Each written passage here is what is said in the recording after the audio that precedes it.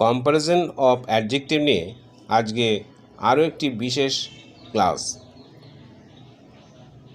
গতদিনে যে আমরা 6টি বাক্য দেখিয়েছিলাম, আজকে 7 নম্বর বাক্যটি দেখো।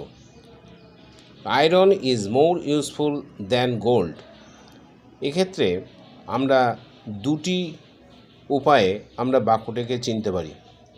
1 নম্বর, মোর ইউজফুল, এটি হলো কম্পারেটিভ ফর্ম ইউজফুলের, এবং দেন, এই দুটি শব্দ রেখে আমরা বুঝতে পারবো যে এটি কম্পারেটিভ ডিগ্রিতে রয়েছে এই সেন্টেন্সটি। Number 8, Asia is the biggest continent in the world.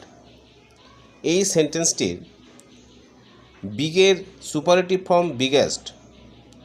এছাড়া ওই অ্যাডজেক্টিভের আগে যদি দি থাকে তাহলে আমরা বুঝে যাব যে এই সেন্টেন্সটি সুপারলেটিভ ডিগ্রিতে রয়েছে।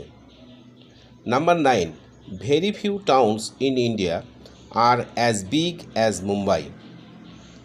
এই বাক্যে ভেরি ফিউ এবং বিগ এই অ্যাডজেক্টিভের বাম এবং ডান দিকে অ্যাজের ব্যবহার রয়েছে, সুতরাং এটি positive degree. Number 10, Ashok was one of the greatest empire. এক্ষেত্রে যদি বাক্যে ওয়ান অফ দি এবং গ্রেট এর সুপারলেটিভ ফর্ম গ্রেটেস্ট ব্যবহার থাকে তাহলে আমরা অতি অবশ্যই জেনে যাব এটি সুপারলেটিভ ডিগ্রিতে রয়েছে।